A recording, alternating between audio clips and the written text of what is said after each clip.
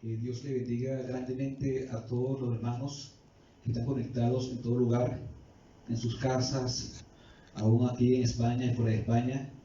Y que sea la paz de Dios la que guarde hoy nuestros corazones y sobre todo que sea el Espíritu Santo de Dios que haya en nuestras vidas, que nos ministre hoy a nuestras vidas conforme a lo que es necesario, conforme a lo que conviene. Dios sabe que hay en nuestros corazones, Dios sabe inclusive cuál es la necesidad de la iglesia en este tiempo, y Dios está al tanto de nosotros. Dios piensa en nosotros, Dios piensa en usted y piensa en mí, y su palabra dice que sus pensamientos para con nosotros son pensamientos de bien y no de mal, para darnos aquello que deseamos. El día de hoy quisiera compartir un tema bien interesante y vamos a comenzar leyendo la palabra en la epístola de Pablo a los Romanos, capítulo 10, versos del 1 al 3.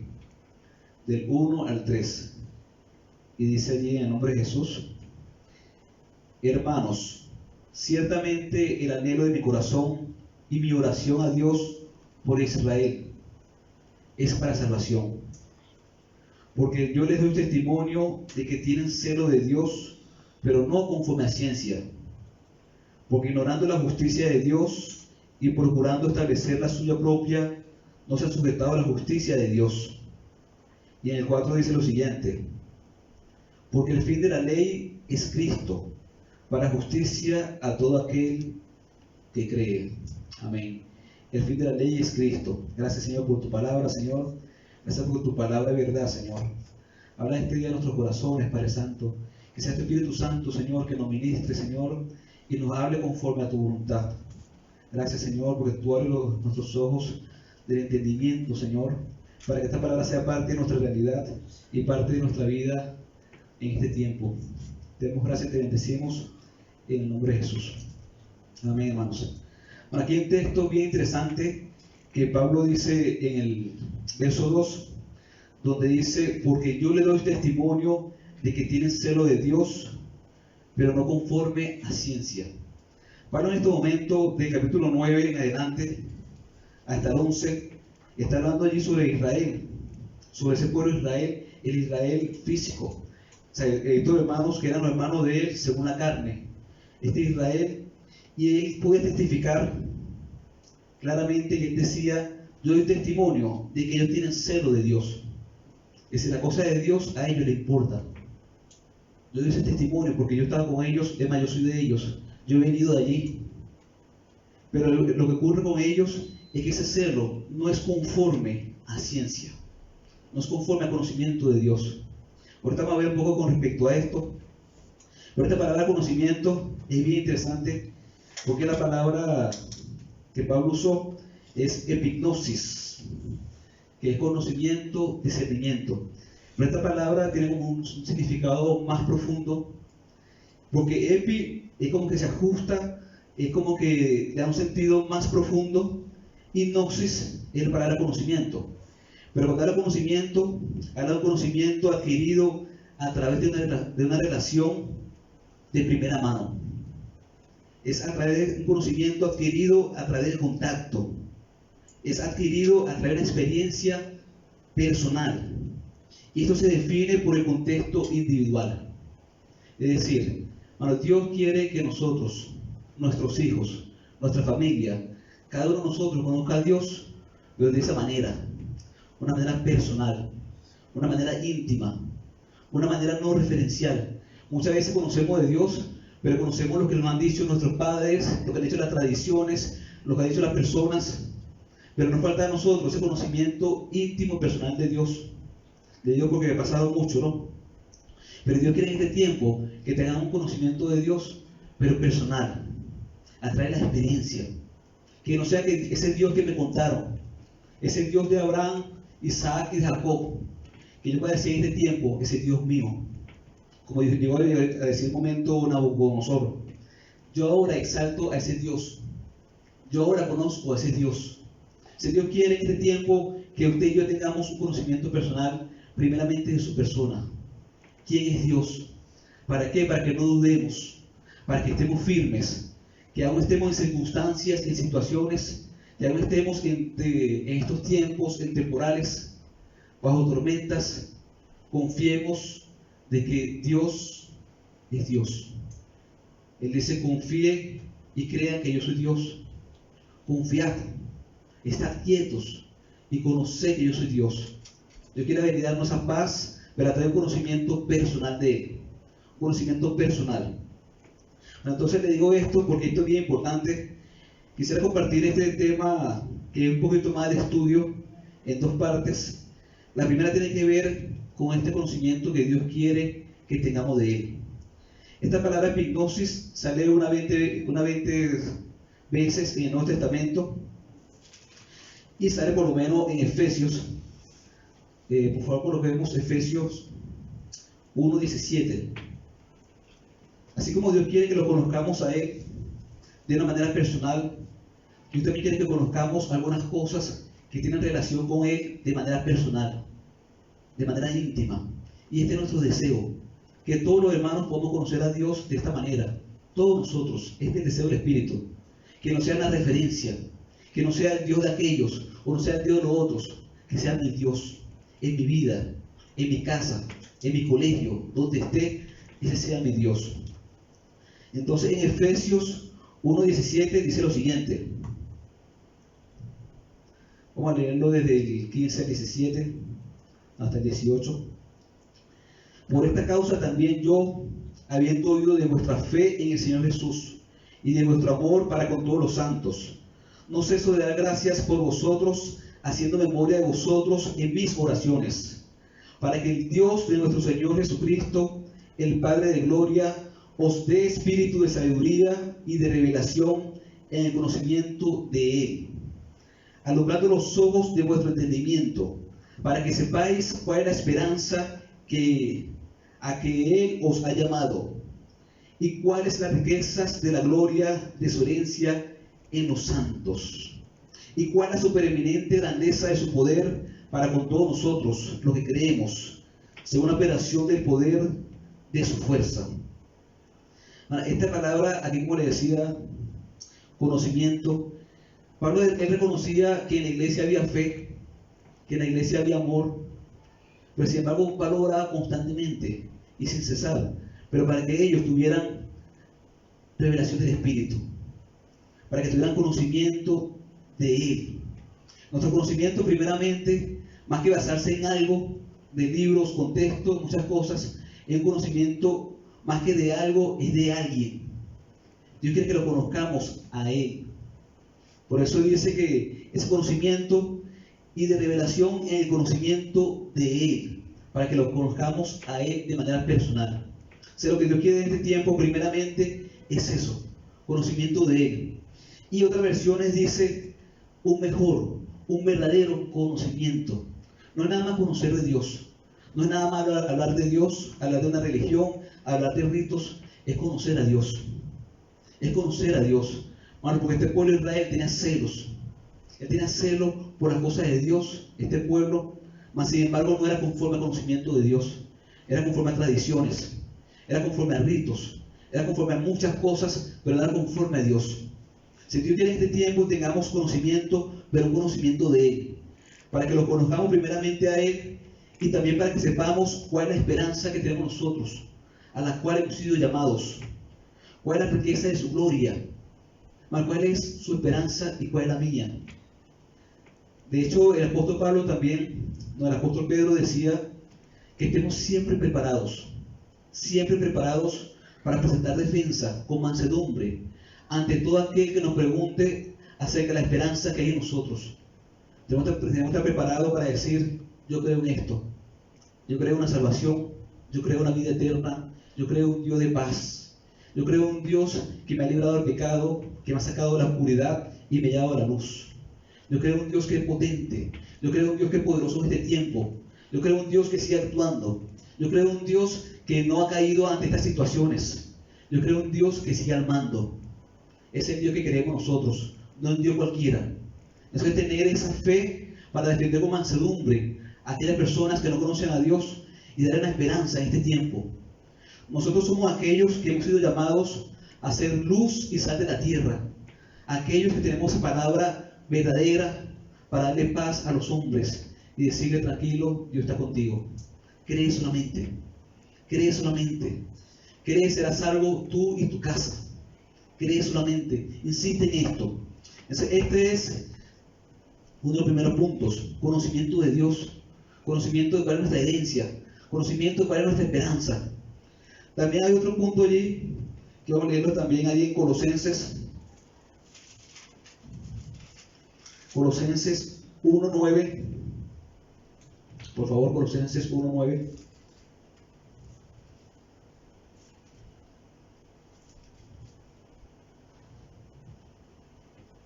Aquí también el apóstol Pablo habla sobre su oración por la iglesia y dice lo siguiente: por lo cual también nosotros, desde el día que lo oímos, no cesamos de orar por vosotros y de pedir que seáis llenos del conocimiento de su voluntad, en sabiduría e inteligencia espiritual, para que andéis como es digno del Señor, agradándole en todo, llevando fruto en toda buena obra, creciendo en conocimientos de Dios. Amén. También Pablo dice aquí, en la introducción a esta carta de los Colosenses, que también este era un pueblo, hermano, que tenía fe y tenía amor. De hecho, en el 4 dice: habiendo oído de vuestra fe en Cristo Jesús y del amor que tenéis a todos los santos. Sin embargo, ellos habían escuchado de esa fe y de ese amor que había con los hermanos, mas sin embargo también el sentir del Espíritu sigue siendo el mismo. Mas yo oro, nosotros no cesamos. Una vez que oímos eso, que entre ustedes hay amor, que entre ustedes hay fe, no cesamos de orar por vosotros. ¿Pero hasta qué? Y de pedir que sean llenos del conocimiento de su voluntad, en toda sabiduría e inteligencia espiritual. Dios quiere que seamos llenos también del conocimiento de su voluntad. Esta palabra también, conocimiento, es la palabra epignosis, que fue la que hablamos hace ratico, que quiere decir de una manera personal. Dios quiere que usted y yo conozcamos a Dios y su voluntad de una manera personal. ¿Qué quiere Dios conmigo?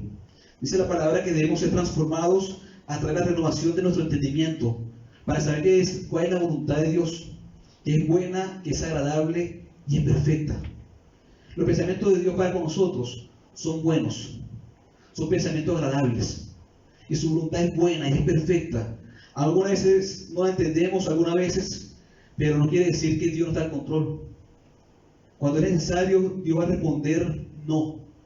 Cuando es necesario, va a responder sí. Y cuando es necesario, va a responder espera. Cuando no estamos nosotros muchas veces desesperados, tenemos situaciones que nos quieren desesperar, pero el Señor dice: no desesperes, sino espera. Algunas veces espera. Pero yo quiero que tú entiendas que mi voluntad es perfecta, que yo conozco los tiempos y las sazones. Tal vez tú no sabes lo que conviene en este tiempo, pero yo sé lo que conviene. Yo sé cuándo darte las cosas, porque yo sé cuándo te van a convenir. Yo si quiero darle a un niño pequeño, a un hijo, a un hermano, por decir algo, darle lo mejor, un carro, una casa. Pero si ese heredero o esa persona es niño, en ese momento no le va a convenir. Hay momentos que no conviene que te haga las cosas. Por eso Dios dice: espera. Espera, pero eso sí, sabiendo que mi voluntad es buena para contigo, sabiendo que mi voluntad también va a ser agradable y es agradable contigo, y también es perfecta para contigo. Así que tranquilamente puedes esperar. Pero entonces el Señor dice que también tiene que, Pablo decía que no cesaban de orar por nosotros y pedir, o sea, en este caso por el pueblo de Colosa, que fueran llenos de conocimiento de su voluntad. ¿Cuál es la voluntad de Dios para con nosotros? La voluntad de Dios primeramente es que seamos salvos. Dios quiere que usted y yo seamos salvos. Que si alguno no lo ha conocido, que vengamos al conocimiento de la verdad de Él. Vengamos a conocerlo, pero de una manera profunda. Por eso en Timoteo 2.4 dice 1 Timoteo 2.4, dice: el cual quiere que todos los hombres sean salvos y vengan al pleno conocimiento de la verdad. En esta versión dice: el cual quiere que todos los hombres sean salvos y vengan al conocimiento de la verdad. Pero esa palabra conocimiento, como le decía nuevamente, es la palabra epignosis, que quiere decir un conocimiento verdadero, algo más aplicado. Dios quiere que tú conozcas la verdad de Dios y que lo conozca a Dios de una manera más profunda. No nada más que le hablen de Dios, o mira, Dios dice esto, sino conozcan al Señor, para que en Él tengamos paz. Para que en Él tengamos paz. Porque Él es el Dios Todopoderoso, el Creador del cielo y la tierra. Entonces este es el deseo de Pablo, este es el deseo del Espíritu, que seamos llenos de conocimiento de la voluntad de Dios en toda sabiduría e inteligencia espiritual. O sea, la voluntad de Dios, como les decía, primeramente es nuestra salvación, que seamos salvos, seamos librados de la oscuridad y seamos llevados a la luz admirable de Dios, que seamos arrebatados del lazo de Satanás. Mucha gente está enlazada por Satanás, dice que está cautivo, dice la palabra de Dios, están cegados los ojos del entendimiento por Satanás mismo y no lo saben. Pero Dios quiere librarnos de esa esclavitud para llegar a la vida y a la libertad perfecta del Hijo de Dios. Y conoceréis la verdad, y la verdad os hará libre. Dios quiere librarnos en este tiempo, que lo conozcamos a Él, y como le decía, de una manera muy personal y muy íntima. Bueno, esto es bien importante. ¿Por qué digo todo esto? Por lo siguiente.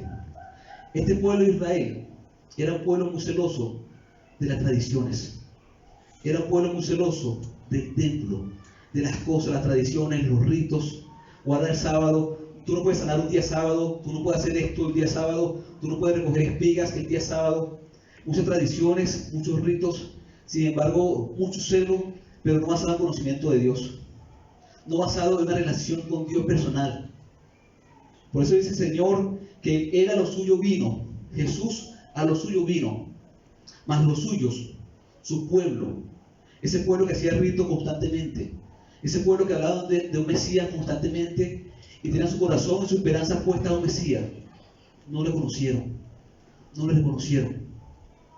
¿Por qué? Porque andaban en sus mentes, andaban en sus razonamientos, andaban en sus rituales, en sus formas.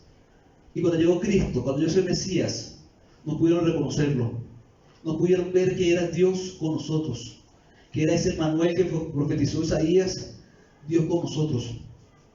Ahora bien, hermanos, por eso Dios quiere que lo conozcamos este tiempo, pero de un modo personal. La otra vez comentamos con respecto a esto, que en Dios no existe que si nieto, que si cuñado, que si nuera. En Dios existe son hijos. Hijos. El que esté conectado, el que esté en este lugar, el que esté en todo lugar, pueda saber que Dios quiere hijos. Hijos. Hijos. Dios, cuando habla de su iglesia, no habla de una relación, digamos, jerárquica de empresas. Que ahora son del Padre, Él como Padre, nosotros como hijos, y todos somos hermanos. Eso es lo que quiere Dios con su iglesia, con nosotros, que estemos conscientes de esa realidad, conscientes de lo que Dios quiere con nosotros en este tiempo. Ahora bien, hermanos, ¿por qué le digo todo esto? Vamos de nuevo a Romanos 8, no, Romanos 10.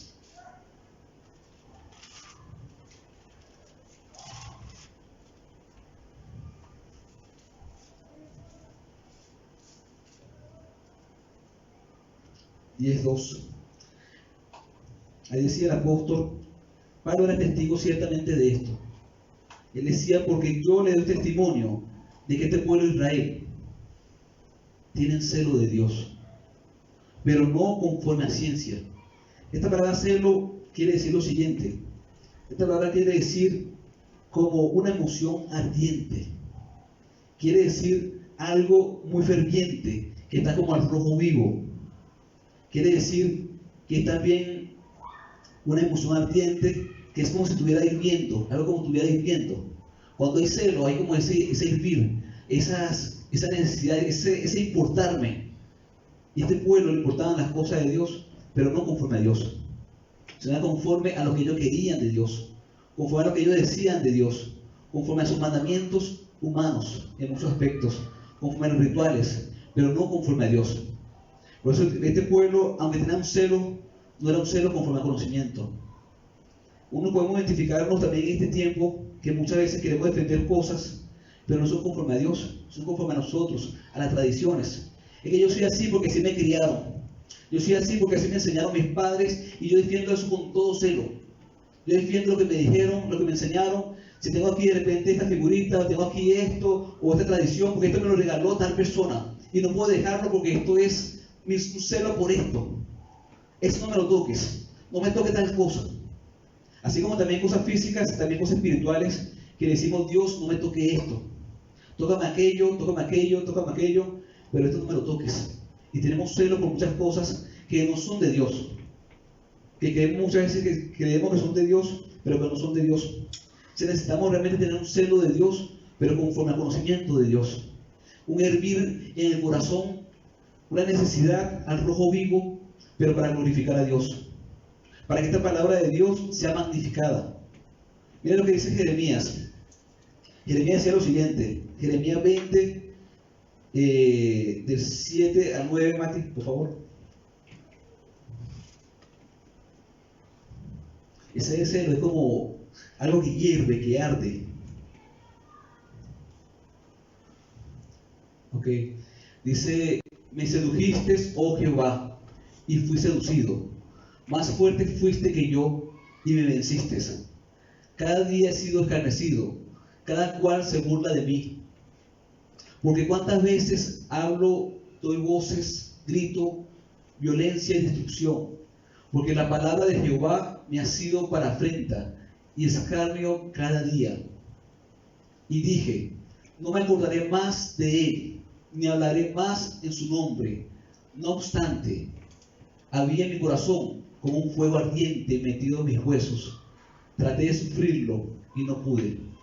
Jeremías decía, no quiero hablar más de ese nombre. No quiero saber nada o hablar nada de Dios. Pero cuando uno está enamorado de Dios, cuando uno ha sido seducido por Dios, cuando uno ha tenido un encuentro personal con ese Señor, cuando nuestra relación con Dios, nuestro conocimiento de Dios, no ha sido una experiencia de otro, sino que ha sido una experiencia personal mía, ha sido mi realidad, ha sido algo que Dios hizo conmigo, yo no puedo sufrirlo. Hay algo en mis huesos que me hace hervir, que fuego ardiente que está metido en mis huesos.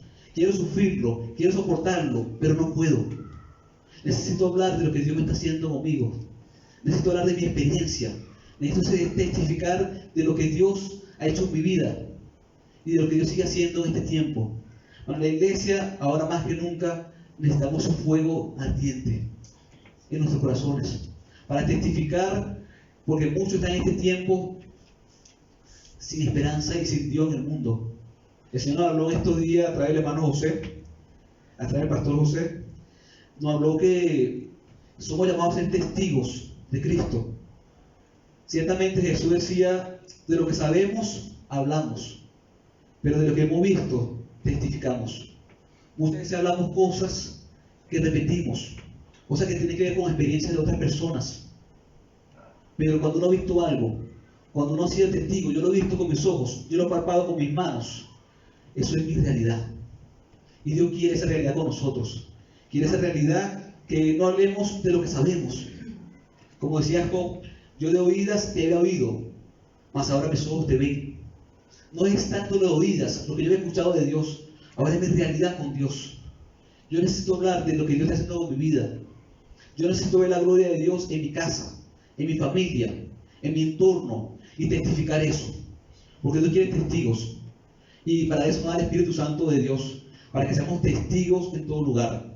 Seamos testigos de Dios en todo lugar. Pero entonces ese fuego, hermanos, tiene que estar en nuestros corazones. Ese fuego tiene que estar en nuestras vidas. Ese fuego tiene que estar aquí, o sea, aquí interno. Porque ese fuego es el Espíritu Santo de Dios en nosotros. Otro ejemplo que vemos allí, lo encontramos en Santiago, capítulo 4, verso 5.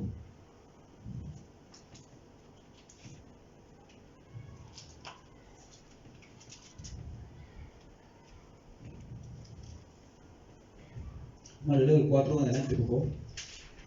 Bueno, este es lo que es el celo de Dios. El primer mandamiento de la palabra, cuando leemos los 10 mandamientos, habla del celo de Dios. Mira lo que dice Santiago 4:4. Oh almas adúlteras, ¿no sabéis que la amistad del mundo es enemistad contra Dios? Cualquiera pues que quiera ser amigo del mundo se constituye en enemigo de Dios. ¿O pensáis que la Escritura dice en vano, el Espíritu que Él ha hecho morar en nosotros nos anhela celosamente. Esa palabra celosamente quiere decir como con envidia, o sea, de una manera sana, pues. O sea, algo que, digamos que hay un celo por nosotros. Bueno, cuando nosotros nos vamos a la cosa del mundo, cuando queremos hacer lo que al mundo le agrada, hacer amistad con el mundo, en el sentido de hacer lo que les agrada a Dios, con esto no quiere decir que no tratemos a la gente ni tengamos amigos. Quiere decir que lo que sea de Dios lo dejemos a un lado. Dice la palabra que ellos se conviertan a ti y no tú a ellos. Sabemos lo que es de Dios, sabemos cuál es su palabra, cuál es su voluntad para con nosotros, que es salvación, santificación y llenura del Espíritu Santo. Pero ¿qué ocurre? Entonces el Señor dice que Él puso en nosotros un espíritu, que Él ha hecho morar en nosotros un espíritu, y ese espíritu nos anhela celosamente. Es como que uno tenga una esposa y esa esposa se vaya para allá y vaya para allá con otras personas y tengan otras relaciones, ¿sí? Y no haya celo. No hay celo natural del hombre, porque hay celos buenos y celos malos. Ahorita vamos a ver esa parte. Está claro que hay celos buenos y celos malos. Pero hay un celo de nosotros por cuidar lo que Dios nos dio a cuidar, por cuidar a nuestras esposas, cuidar a nuestros niños, cuidar aquello por lo cual Dios nos dio como administradores.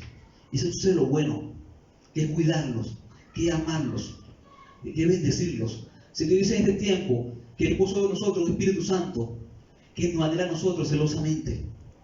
Ese Espíritu Santo nos anhela. Vamos a leer un momento Éxodo 20, hermana, por favor. No, porque Dios es muy celoso. Pero ese celo es porque nos ama. No un celo según hombre. No es un celo según hombre ni sentimiento humano, sino un celo ardiente por nosotros, porque nos ama, nos anhela. Dice Éxodo 23, por favor. 23. O coloca por favor del 1. Porque el Señor habla allí de los 10 mandamientos. Y dice, y habló Dios todas estas palabras diciendo: yo soy Jehová tu Dios, que te saqué de la tierra de Egipto, de casa de servidumbre. No tendrás dioses ajenos delante de mí. No te harás imagen ni ninguna semejanza de lo que está arriba en el cielo, ni abajo en la tierra, ni en las aguas debajo de la tierra.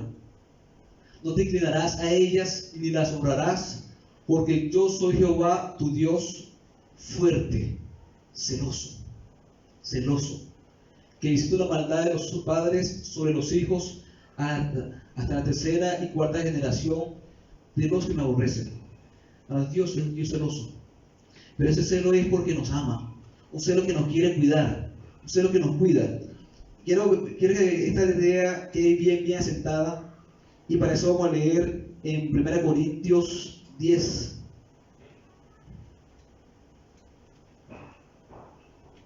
No, vamos a leer mejor, hermana, 2 Corintios 11, 2. Bueno, el Señor los ama, el Señor nos ama. 11:2. Miren lo que decía el apóstol Pablo: porque os celo con celo de Dios. Porque hay un celo que es humano, que es de hombre, que es negativo. Pero hay un celo que es un celo de Dios. Pues os es desposado con un solo esposo, para presentaros como una virgen pura a Cristo. Ahora, este es el celo, que es el celo sano de Dios, que es el celo de Dios por nosotros, que es guardarnos, que cuida nuestros corazones. Es como alguien que tiene una niña, tiene una niña y la está cuidando de aquellos que quieren hacerle daño, aquellos que quieren engañarla. Dios a usted y a mí nos cuida de esa manera. El Espíritu Santo nos cuida de esa manera, porque quiere desposarnos con un esposo y presentarnos como una virgen pura a Cristo Jesús. Nosotros ciertamente por Cristo Jesús hemos sido lavados. Ciertamente hemos pecado en un pasado. Dice el Señor que éramos muchas cosas. Éramos fornicarios, éramos esto, ladrones, adúlteros, muchas cosas. Pero éramos, dice la palabra, éramos. En este tiempo el Señor nos ha librado con su sangre santa. Él se nos ha limpiado a través de esa muerte, ese sacrificio en la cruz del Calvario, y ahora somos santos delante de Dios. Somos puros cada día, debemos ser purificados cada día más y más. Y decía Juan que el que tiene esa esperanza en su corazón cada día se purifica más. Amén. Entonces vamos a adelantar un poquito más. Este es un estudio bien interesante porque necesito mostrar algo más hacia el fondo, algo que tiene que ver con nosotros en este tiempo. Y Pablo decía eso, que él testificaba ciertamente a favor de Israel, que tenían celo, pero ese celo no era de Dios. Ahora vamos a ver con respecto al celo, que es un celo que no es de Dios. Ese celo que no es de Dios, vamos a leer un momento allí en Mateo. Vamos a leer un momento la carta del libro de Mateo.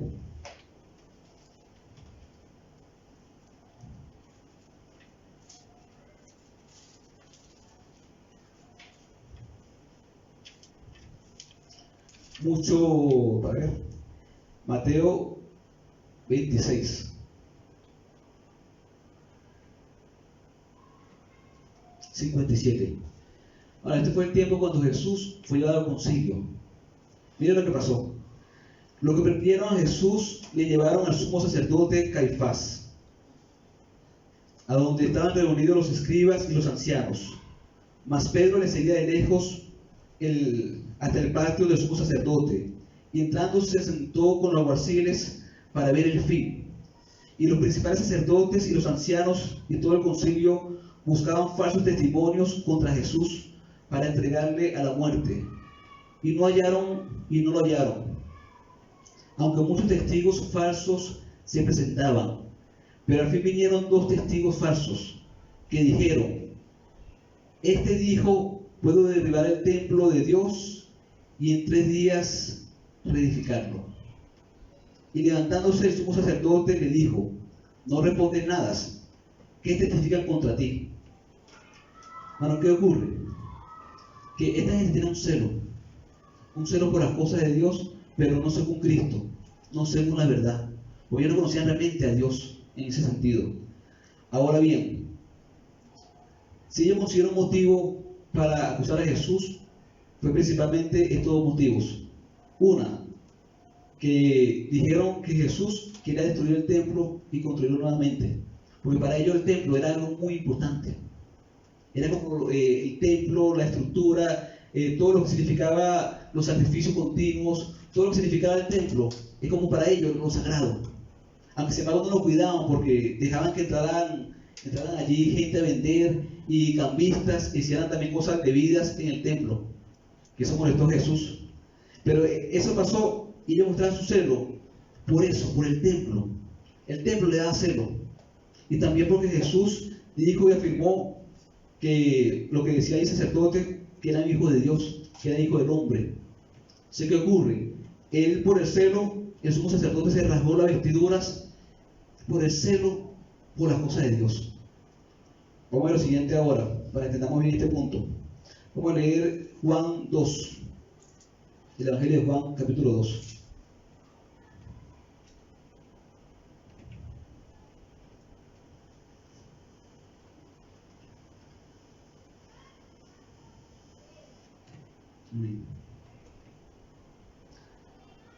Y estaba cerca de la Pascua de los judíos, y subió Jesús a Jerusalén.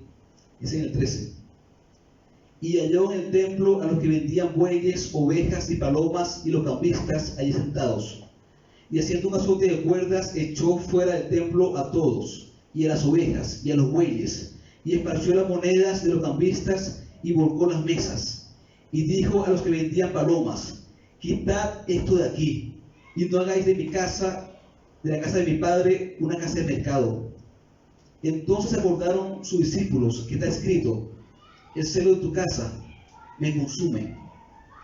Mira lo que pasaba con Jesús. Jesús tenía un celo verdadero por las cosas de Dios, un celo que lo consumía internamente, que lo hacía arder por las cosas de Dios, porque él dijo: mira, esta será llamada casa de oración, mas usted lo ha convertido en una cueva de ladrones. Eso para Jesús, el celo lo hacía hervir allí en su corazón. Y los judíos respondieron y le dijeron: ¿qué señal nos muestras ya que hace esto? Respondió Jesús y les dijo: destruid este templo y en 3 días lo levantaré. Dijeron luego los judíos: En 46 años fue edificado este templo, y tú en 3 días lo levantarás. Mas él hablaba del templo de su cuerpo. Él hablaba del templo de su cuerpo. Bueno, ¿qué ocurre con todo esto? Los judíos tenían mucho celo con ese templo físico, que duró 46 años en reconstruirlo. Ese era el segundo templo que se había hecho. De hecho, ese templo también fue destruido en su momento, y ellos tienen esperanza todavía de construir ese tercer templo. Y eso lo tienen planificado para la construcción del tercer templo. Mas, sin embargo, ellos no podían entender que delante de ellos estaba Dios mismo. Estaba uno que era más importante que el templo. Era Dios con nosotros, que se había hecho carne. Por eso vamos un momento allí a Juan 1, que dice Juan 1:9: aquella luz verdadera que alumbra a todo hombre venía a este mundo. En el mundo estaba, y el mundo por él fue hecho, pero el mundo no le conoció. A los suyos vino, y los suyos no le recibieron. Recordemos esto: él vino a los suyos, mas los suyos no le recibieron. Este pueblo que lo esperaba, este pueblo que hacía muchos rituales, este pueblo que hacía cualquier cantidad de ritos y de liturgias, y que hablaba del Mesías, cuando ese Mesías llegó y se presentó, no lo reconocieron, no lo recibieron. Más bien quisieron crucificarlo. Dice: mas a todos los que le recibieron, a los que creen en su nombre, le dio potestad de ser hechos hijos de Dios, los cuales no son engendrados de sangre, ni de voluntad de carne, ni de voluntad de varón, sino de Dios. Y aquel verbo fue hecho carne, y habitó entre nosotros, y vimos su gloria, gloria como el unigénito del Padre, lleno de gracia y de verdad. Bueno, ese Dios, hermano, eso es lo que quiero que veamos en este tiempo. Ese Dios se hizo carne. Esta palabra acto que dice aquí, esta palabra quiere decir que como que entró a un tabernáculo. Es que no, esa palabra quiere decir como que estuvo en un tabernáculo, en una morada. Él habitó entre nosotros. Dios estuvo con nosotros. Entonces ellos, pendientes de la estructura, se olvidaron de que Dios estaba ahí al frente. Pendientes de los ritos, pendientes de muchas cosas, se olvidaron de que Dios estaba allí y no lo reconocían. Bueno, en este tiempo muchas veces uno como se olvida de repente que Dios está allí entre nosotros, que uno más importante que el templo está entre nosotros en este tiempo, y ahora está también con nosotros en nuestras casas, donde estemos. Dios quiere que veamos, hermano, que Dios está en todo lugar, que Dios está con nosotros en todo lugar. Pero ese verbo fue hecho carne y habitó, estuvo como un tabernáculo entre nosotros, y vimos su gloria, gloria como del unigénito del Padre, lleno de gracia y de verdad. Vamos a leer ahora un momento Mateo 12.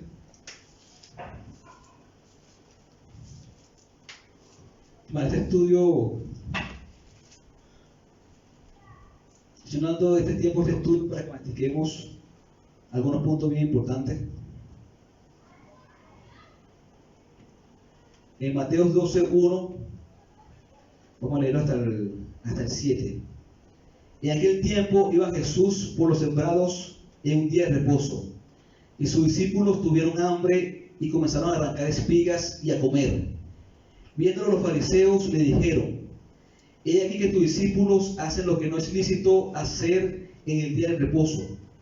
Pero él les dijo: ¿no habéis leído lo que hizo David, cuando él y los que estaban tuvieron hambre, cómo entró en la casa de Dios y comió los panes de la proposición, que no les era lícito comer ni a él ni a los que estaban con él, sino solamente a los sacerdotes? ¿O no habéis leído la ley, cómo en el día del reposo los sacerdotes en el templo profanan el día del reposo y son sin culpa? Pues os digo que uno mayor que el templo está aquí. Necesitamos ver esto. Uno mayor que el templo está acá. Ellos se quedaron en estructura. Haz, no haz. Los días sábados, los días de fiestas, de las costumbres, las tradiciones, los ritos. Pero no se dieron cuenta que uno mayor que el templo estaba allí. Uno mayor, Dios con nosotros. Dios con nosotros mismos. O Dios está con nosotros allí habitando en el tabernáculo. Grande es el misterio de la piedad. Dios se hizo carne y estuvo entre nosotros. Grande es el misterio. Entonces ellos no se dieron cuenta de quién estaba con ellos. Aunque en este tiempo nosotros nos demos cuenta quién está con nosotros. Uno mayor que el templo. La iglesia, hermanos, como hablamos la vez pasada, va mucho más allá de una estructura. Va mucho más allá de un templo, una edificación. La iglesia somos nosotros donde estemos. Donde estemos. Dios está con nosotros donde estemos. Donde andan 2 o 3 reunidos en su nombre, allí está Él presente. Y aún también nos ha dado a nosotros su Espíritu Santo para que haga morada en nosotros. Un Espíritu Santo que nos anhela celosamente. Un Espíritu Santo que nos ama. Que tiene un celo por nosotros porque nos cuida.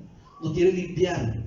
Nos quiere purificar para presentarnos delante de Cristo como una novia, como una virgen preparada para esa boda del Cordero. Amén. Entonces, vamos a leer otro texto por acá.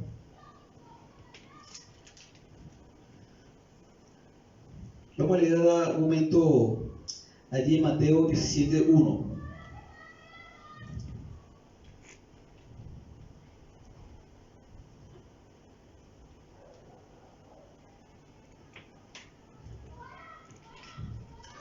Amén. A este punto donde quería más o menos llegar también en este día. Muchas veces pensamos que eran nada más ellos los que se movían con ritos, con estructuras mentales, con estructuras físicas. Pero también muchas veces la iglesia en este tiempo ha perdido el norte en algún aspecto. Pero le digo lo siguiente: Dios quiere hablar a nuestros corazones y decirnos que no temamos manada pequeña. Dios está con nosotros. Dios está con nosotros. Mira lo que dice Mateo 17:1-8. 6 días después, del 1 hasta el 8, por favor. 17:1 hasta el 8. 6 días después, Jesús tomó a Pedro y a Jacobo, a Juan y a Juan su hermano, y los llevó aparte a un monte alto. Y se transfiguró delante de ellos, y resplandeció su rostro como el sol, y sus vestidos se hicieron blancos como la luz. Y aquí les aparecieron Moisés y Elías hablando con él.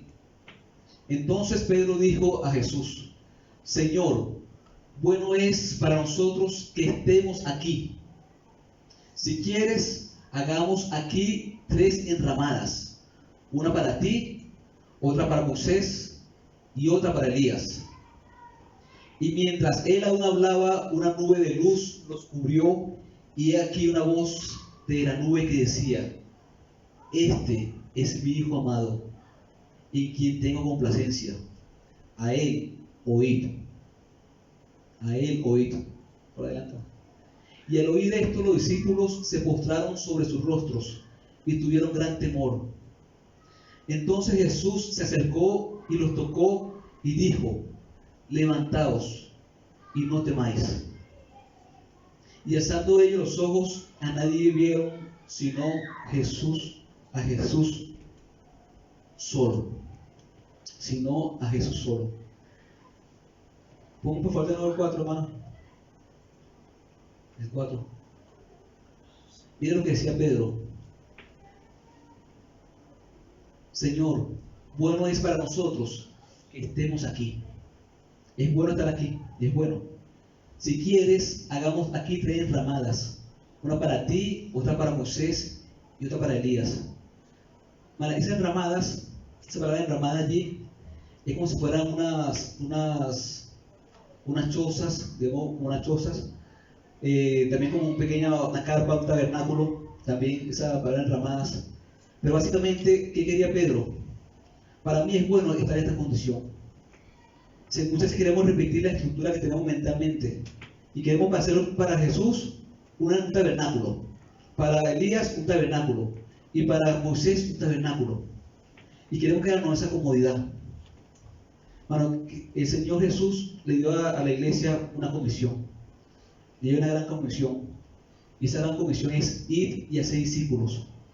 Ciertamente damos gracias a Dios por el templo, por los lugares de reunión, porque son lugares de mucha bendición, donde tenemos oportunidad de abrazarnos, tenemos oportunidad de comer, de estar juntos, de crecer, de enseñarnos unos a otros, de compartir. De hecho, la palabra dice que no dejemos de congregarnos, como algunos tienen por costumbre. Tenemos que congregarnos, pero tenemos que entender que nosotros hemos sido llamados a algo más allá de una edificación.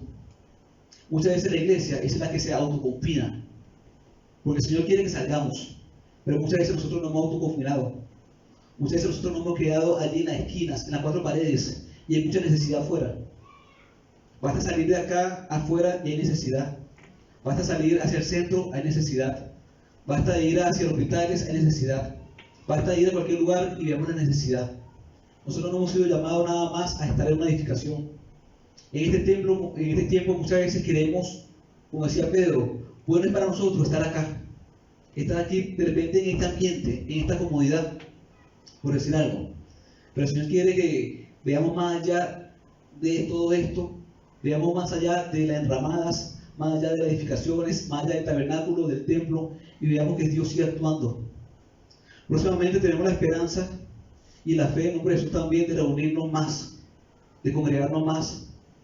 Ya ha avanzado bastante el tiempo y hemos tenido mucha oportunidad de compartir mucho más como iglesia, tanto en el templo como en las casas, y aún más allá. Pero también está para nosotros una oportunidad de darnos cuenta, hermano, de también cuál es el deseo de Dios, cuál es la voluntad de Dios. Y la voluntad de Dios es ir a las naciones, ir a aquellos que no han conocido de Cristo, ir a aquellos que andan sin esperanza y sin Dios por el mundo, aquellos que tú le hablas de Dios y no saben nada, pero muchas veces sus corazones están ardiendo, y cuando escuchan la palabra que viene de parte de Dios, dicen: mira, mi corazón arde cuando tú me hablas de todo eso.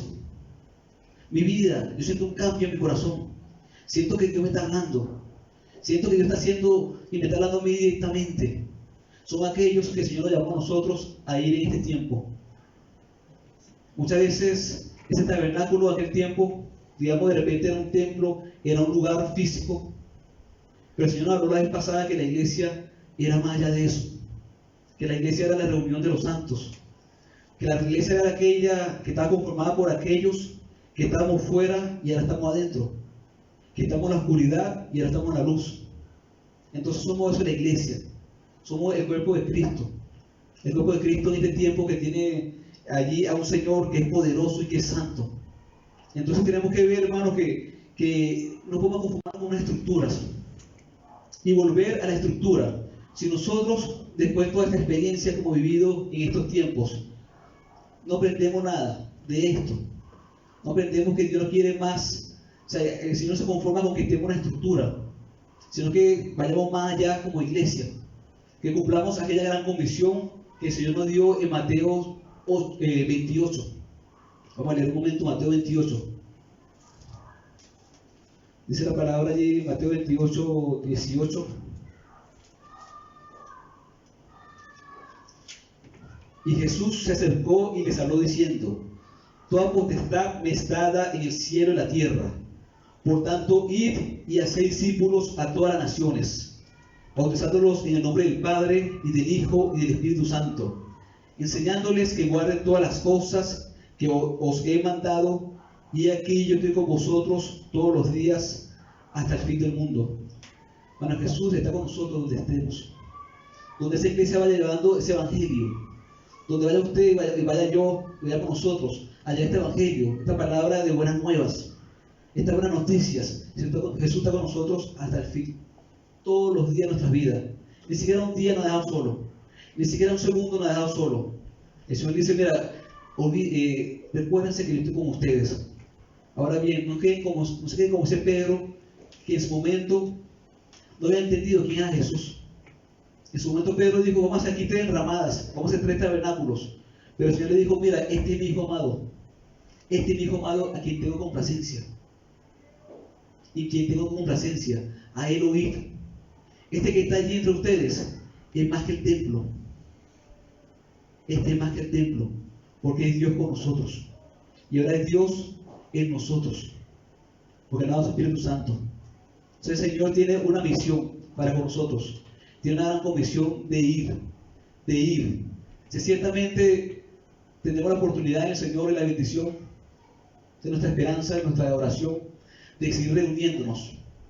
pero tiene que haber diferencias, tiene que haber cambios. No podemos quedarnos de repente en la comodidad como se quedaron Pedro. Pero digo, para mí es cómodo esto, para mí es bien estar acá, estar bien de repente en esta condición, vamos a hacer 3 ramadas, nos quedamos aquí. Pero el Señor dijo, no, no es eso, usted tiene una comisión. Y vamos a leer para finalizar en Hechos 1. Bueno, el Señor sigue orando, el Señor sigue orando. Hechos 1, del 1 al 8. Del 6 al 8. Hechos 1, del 6 al 8. Entonces los que se habían reunido le preguntaron diciendo, Señor, ¿restaurarás el reino de Israel en este tiempo?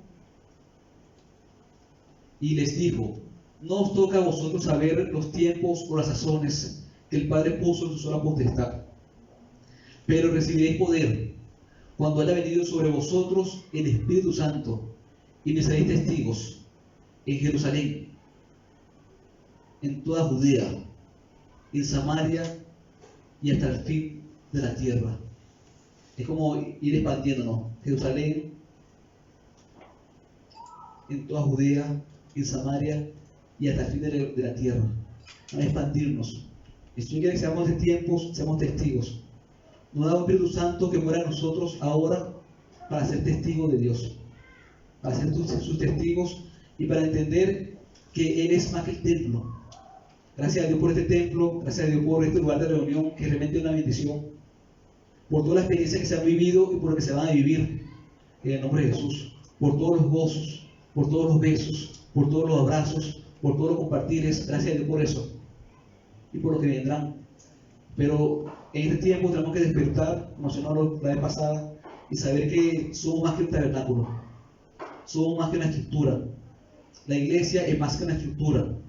La iglesia tiene una misión, y es la de ir y predicar este evangelio. Comencemos ¿de dónde? De nosotros mismos, de nuestras casas.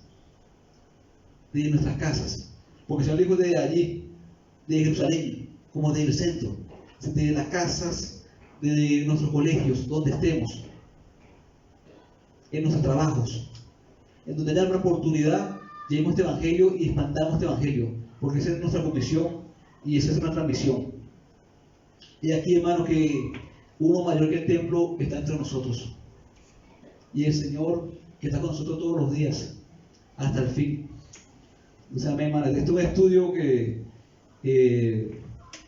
sí quisiera que lo meditemos y que el Señor nos dé esta palabra y alumbre los ojos de nuestro entendimiento, porque su voluntad, hermano, es que expandamos. Su voluntad es que todos los hombres sean salvos, y tenemos la necesidad nosotros de tener ese celo por las cosas de Dios. Ese celo que tenía Jeremías, que decía, yo no quería hablar de esta palabra, pero no lo resistía. Había algo que ardía en mis huesos, algo que me dicen que me es impuesta, como decía Pablo, me es impuesta necesidad predicar este evangelio. Para mí esto es una necesidad, para mí es algo que me quema, que yo no puedo dejar de hacerlo, porque es mi vida, esta verdad es mi vida, y quiero que sea vida en los que están en mi casa, y quiero que sea vida en todos aquellos que escuchan esta palabra. Entonces oremos en el nombre de Jesús. Señor, gracias, Padre Santo, gracias, Señor, porque tú eres bueno, porque para siempre es tu misericordia. Gracias, Señor, porque tú a través de esa muerte en la cruz del Calvario nos has salvado, Señor, y nos has dado el Espíritu Santo, Padre eterno. Nos ha hecho vivir de un espíritu y nos ha hecho sumergirnos y bautizarnos en un cuerpo que es la iglesia. Gracias, Señor, por tu iglesia en todo lugar. Señor, que veamos, Señor, esta responsabilidad, Señor, amorosa, Padre Santo, de llevar este evangelio, Señor, a todo lugar, a toda criatura. Señor, porque es tu voluntad, Señor, que no estemos confinados nosotros mismos ni en nuestras mentes, sino que más bien nosotros veamos que hay una oportunidad para crecer, Señor, para expandirnos, Señor, para que esta palabra, Señor, sea llevada a aquellos que en estos tiempos tienen hambre y tienen sed de palabra, tienen hambre y no de pan, y tienen sed y no de agua, sino de palabra de Dios. Gracias, Señor, que esta palabra, Señor, quede en nuestros corazones y dé frutos en nuestras vidas al 30, 60 y al 100 por uno. Tu santo nombre sea bendito por los siglos de los siglos, y este sea la honra y la gloria por los siglos de los siglos. Amén. Dios le bendiga. La paz del Señor sea con todos.